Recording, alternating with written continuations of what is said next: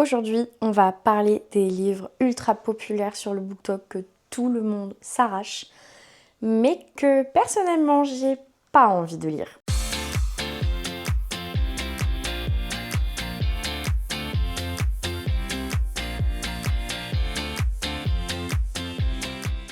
Coucou tout le monde, j'espère que vous allez bien. Bienvenue dans une petite vidéo un peu spéciale aujourd'hui. On le sait tous, les réseaux sociaux regorgent de pépites en tout genre, de sagas encensées, de phénomènes littéraires qu'on voit passer en boucle sur nos feeds. Mais c'est pas parce qu'un livre est ultra populaire qu'il convient à tout le monde.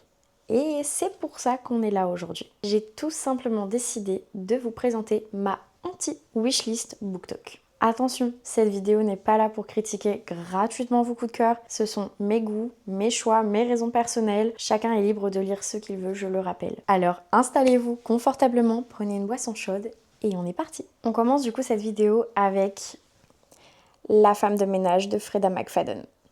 Je sais, je sais très bien. Déjà de base, le thriller, c'est pas mon genre de prédilection. Donc pour que j'aille vers un thriller, il faut vraiment qu'il y ait une proposition unique et un univers ultra travaillé. Là, on est sur du thriller psychologique ultra classique et commercial, à mes yeux. Donc ça ne me donne pas du tout envie de faire une exception pour celui-là. Je préfère une tension dramatique plutôt qu'un plot twist tiré par les cheveux qui est juste là pour faire réagir. Dans ce genre d'ouvrage, j'ai l'impression que la cohérence de l'histoire est sacrifiée au profit du choc artificiel. Pour moi, en fait, c'est le parfait exemple du roman fast-food. Donc, c'est-à-dire que c'est très efficace sur le moment si on cherche une lecture tranquille sans prise de tête, mais clairement, c'est pas ce que je recherche dans un thriller. Plus j'en entends parler et moins j'ai envie de découvrir La femme de ménage et même toutes les autres œuvres de Freida McFadden. Rien que dans le pitch ou même dans les extraits que j'ai vu passer, il n'y a rien qui me donne envie ou qui me titille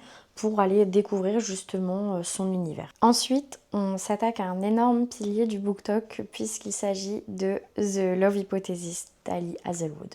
Alors, le premier gros point négatif, c'est la narration. En fait, c'est écrit à la troisième personne et dans de la romance, je trouve que ça me crée un énorme blocage. J'ai tout simplement beaucoup de mal avec ça. En fait, je trouve que ça met une énorme distance entre les personnages alors que justement j'ai besoin de ressentir les choses de l'intérieur et du coup d'être en immersion totale avec le jeu. Je sais pas si vous voyez un peu ce que je veux dire par là. Après, au-delà de ce livre, c'est un peu tout le système d'Ali Hazelwood qui ne me tente pas. En fait, elle a une formule très précise. Le milieu scientifique, le fake dating, la même dynamique aussi au niveau des personnages. En fait, une fois que tu as compris le pitch de l'un de ses bouquins, j'ai l'impression que du coup tu connais déjà toute sa bibliographie. Alors après, qu'on soit clair, le fake dating, c'est une trope qui est ultra populaire en ce moment sur le BookTok. Mais en fait, si la dynamique est trop cliché ou trop prévisible, bah tout simplement je décroche. En fait, j'ai tout simplement pas spécialement envie de lire un livre où je connais déjà chaque étape du bouquin avant même de l'avoir lu. Alors, le prochain livre, en fait, il s'agit même d'une saga.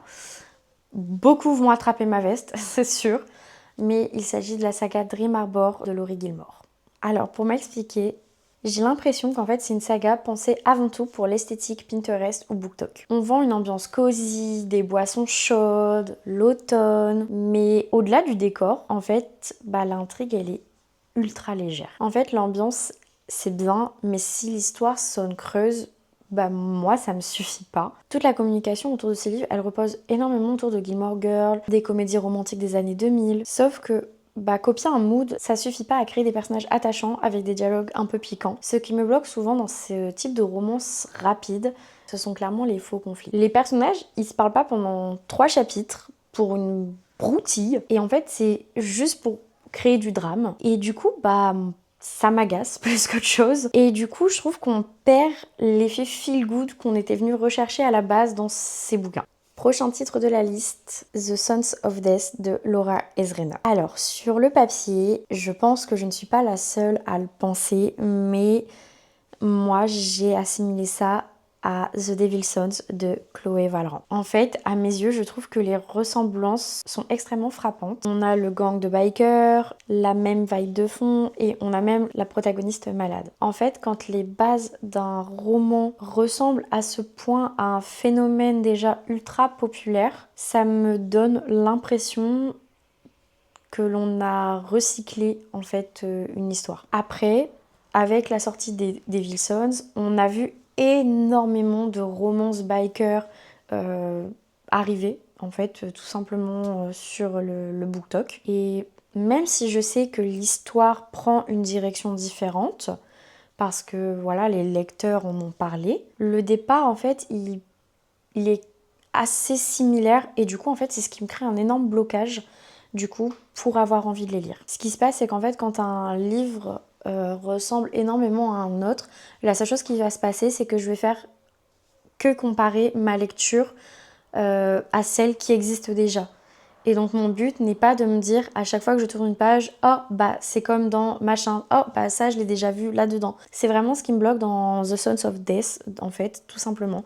J'ai pas envie de passer mon temps à comparer à une histoire que j'ai déjà lue parce que bah, ça va me couper dans ma lecture et je sais que je vais automatiquement DNF le bouquin. On termine avec la saga Shatter Me de Tahereh Mafi, excusez-moi si j'écorche le nom.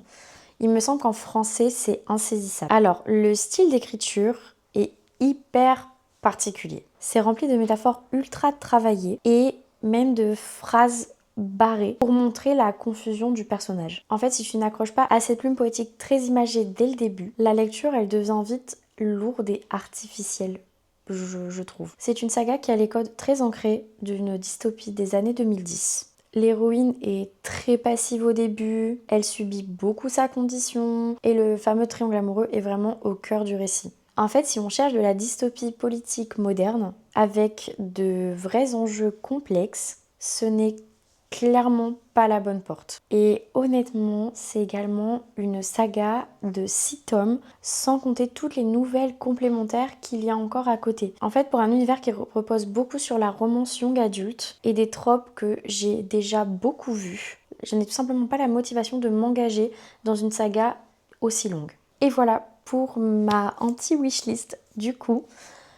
Comme je l'ai dit en début de vidéo, le but n'était absolument pas de juger vos lectures ou de critiquer ce que vous aimez. En fait, la beauté de la communauté du BookTok, c'est je pense justement qu'on puisse donner notre avis sans pour autant se faire lyncher derrière. Ce qui ne marche pas pour moi, peut-être que ça marche chez d'autres. C'est peut-être même un coup de cœur intersidéral chez d'autres lecteurs. Et honnêtement, c'est très bien comme ça. Maintenant, c'est à votre tour de prendre la parole en commentaire. Dites-moi si vous êtes d'accord avec certains de mes arguments sur certains titres ou si vous avez lu l'un de ces livres et que vous trouvez au contraire qu'il mérite sa hype. Et surtout, n'hésitez pas à me dire aussi quel est le livre que vous n'avez absolument pas envie de lire. N'hésitez pas à liker si le concept vous a plu, également à vous abonner pour ne louper aucune autre vidéo.